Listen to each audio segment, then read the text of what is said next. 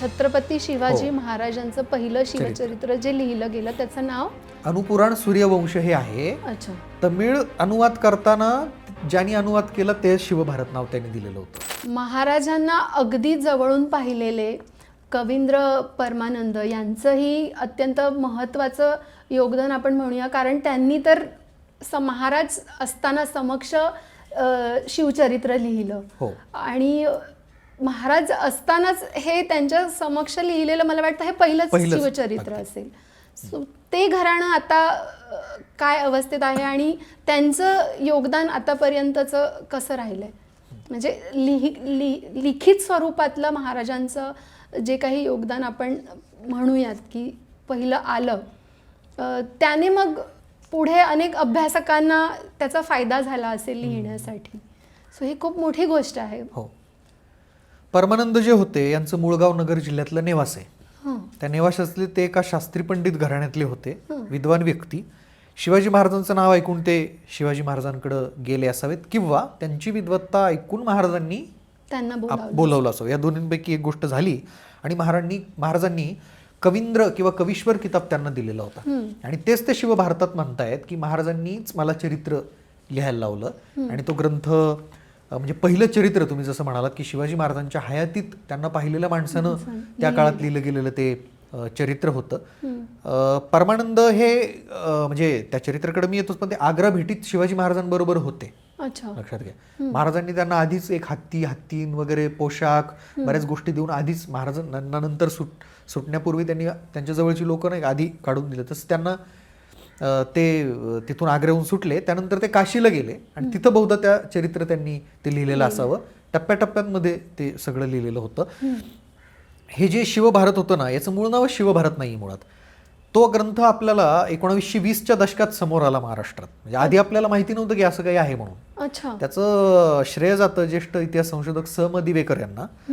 त्यांना त्याची प्रत जी होती ती तंजावर, कर्नाटक आपल्या तमिळनाडूमध्ये तंजावर जे आहे ती तिथे कशी पोहोचली? ती तंजावर म्हणजे शिवाजी महाराजांचे जे सावत्र भाऊ होते व्यंकोजी राजे, त्यांना ते तंजावरची जहागिरी, तंजावरचं राज्य त्यांच्याकडे होतं. त्याच्यामुळे तिथं अजूनही मराठा समाज आहे. तंजावर इंग्रज काळात संस्थान होतं आणि त्यांची सरस्वती महाल लायब्ररी फार मोठी आहे, खूप सुंदर आहे. कधी तंजावरला गेलं तर आपण ते बघायला पाहिजे. पहिलं शिवचरित्र. हो. मग त्या लायब्ररीत त्यांनी आता मराठ्यांच्या इतिहास संशोधकांना माहिती होतं कुठं कुठं काय काय, तर त्या सरस्वती महाल ग्रंथालयात अशीच त्यांना ती सापडली.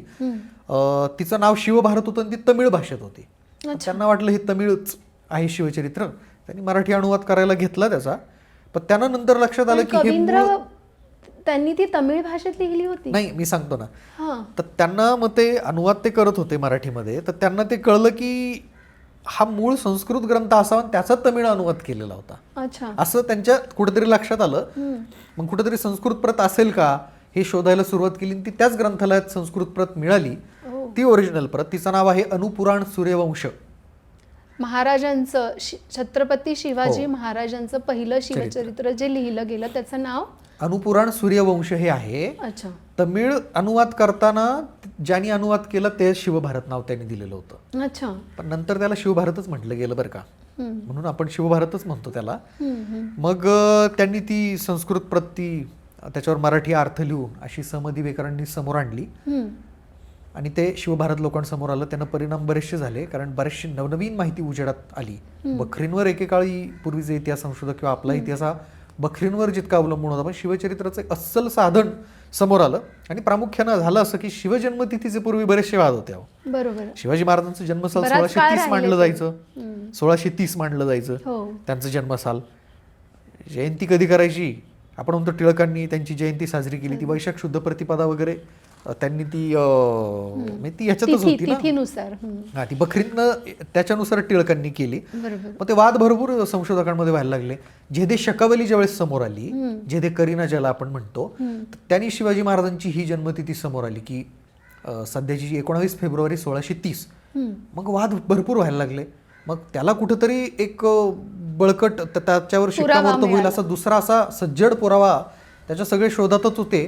शिवभारतानं ते क्लिअर झालं, त्याच्यात जी जन्मतारीख आहे ती याच्याशी बरोबर मॅच झाली. व अजून माहिती शिवभारतानं अजून अतिरिक्त माहिती दिली की त्या दिवशी रात्री जन्म झाला होता शिवाजी महाराजांचा. त्याच्यात काही वेळ वगैरे नोंदवलेली आहे? नाही, रात्री जन्म झाला. रात्रीचा, हा, ओके. आणि मग त्याच्यावर शिक्कामोर्तब झालं. नंतरच्या काळात अजूनही राजस्थानात तिकडे जे बरेचसे रेकॉर्ड जन्मकुंडल्या महाराजांच्या पत्रिका बऱ्याचशा सापडल्या, तर त्याच्यातही जन्मतारीख हीच होती. तीच होती. हा, हीच म्हणजे ती हिंदू काहीतरी जी असेल त्याच्यानुसार ती इंग्लिश तारीख होते 19 फेब्रुवारी 1630. आणि मग ते जन्मतिथीचे वाद संपुष्टात आले. तर ते शिवभारतानं ती आणि गोष्ट त्यानंतर मग सरकारनेही हो. ती एक असं मोठं कार्य शिवभारतांचं होतं. त्या घराण्याचं तुम्ही मला विचारलं ना, आता हे परत एकदा परमानंदांची पुढची पिढी सुद्धा प्रतिभावंत होती. त्यांनीही नंतरच्या छत्रपतींवर रचना केलेल्या आहेत. परमानंदांचे जे 2 पुत्र होते, श्रीधर आणि देवदत्त, ह्या देवदत्त बरोबर किंवा परमानंद आणि देवदत्तनं मिळून परमानंद काव्यम नावाचा ग्रंथ लिहिला. तो संभाजी महाराजांवर लिहिला. म्हणजे संभाजी महाराजांचं सुद्धा चरित्र सुरुवातीच्या काळातलं लिहिलं. अपूर्ण आहे ते. 1678 ते 1682 अशा सुरुवातीच्या त्या 4-4.5 वर्षातलं ते आहे. पण स्टील त्यांनी ते लिहिलेलं आहे. अर्धवट ते थोडंसं सोडून दिलं गेलं. पण नंतर अशा स्फुटरचना भरपूर केल्या परमानंदांच्या मुलांनी, श्रीधर आणि देवदत्तनं. त्यांनी रचना ह्या छत्रपती राजाराम महाराजांवर केल्या, ताराबाई साहेबांवर केल्या, शाहूंवर केल्या. बऱ्याच रचना उपलब्ध आहेत. देवदत्तांनी ताराबाईंवर बरीचशी मराठी, हिंदी पण कवणं केलेली आहेत. संस्कृत काही रचना त्या सगळ्यांच्या उपलब्ध आहेत. देवदत्तचे पुत्र घराण्यांचा मग तो लेखन हा एक वारसा. हो, कवींद्र हा किताब ते पण लावतात. म्हणजे हे छत्रपतींचे कवींद्रच होते. राजकवी ज्याला आपण म्हणतो तेच होते. त्या दोघांना कोल्हापूरचे दुसरे संभाजी जे होते, तर त्यांनी म्हणजे राजारामांचा मुलगा, त्या दुसऱ्या संभाजींनी ह्या दोघांना कोल्हापूर जिल्ह्यात गावं पण इनाम दोघांना दिलेली होती. आणि त्या देवदत्तचे जे पुत्र होता गोविंदा, तो अगदी उत्तर पेशवेपर्यंत 1782 पर्यंत हयात होता. त्यांनी पण बऱ्याचशा रचना केल्या. शाहू महाराजांचं वर पण त्यांनी रचना केली. शाहू कीर्ती प्रभा मंजरी असा ग्रंथ त्यांनी लिहिला. आणि शेवटी ते गेले. त्यांचं एक पत्र आहे की माझ्या पोटी संतान नाही, म्हणून असं समजलं जातं की त्या परमानंदांचा थेट वंश नाही. अजून तरी तो समोर आलेला नाही. ह्या परमानंदांच्याशी संबंधित एक मोठी घडी, एक वास्तू नेवासे तालुक्यात खेडले परमानंद या गावी आहे. हो. आता तिथे आता कोणी तिथे ते मठ आहे ऍक्च्युली. ती परमानंद परंपरा तिथं जर आपण बघितलं ना, तर ती वेगळीच माहिती आहे. ती तिथं आपण बघितलं ना, तर तिथं असं सांगितलं जातं की ती परमानंदांची परंपरा होती. एक मठात. आता ती गडी फार जुनी आहे, शहाजीराजांच्या काळातली. तर हे परमानंद त्या परंपरेतले कोणतरी एक असावे.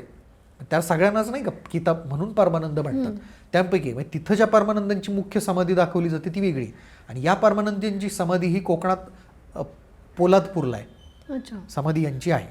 हे तिथलेच होते खरं. नेवाशावरून नंतर खेडले परमानंदावरून नंतर इकडे शिवशाहीमध्ये आणि उत्तरायुष्य नंतर आपलं हे पोलादपूर असं सगळं त्यांचं झालेलं असावं.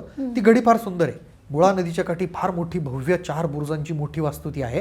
आतमध्ये त्या परंपरेतल्या संत महंतांच्या काही मुस्लिम पीर पद्धतीच्या वगैरे समाध्या आहेत. तिथं गेलं तर ते अवश्य बघायला पाहिजे अशी ती वास्तू आहे.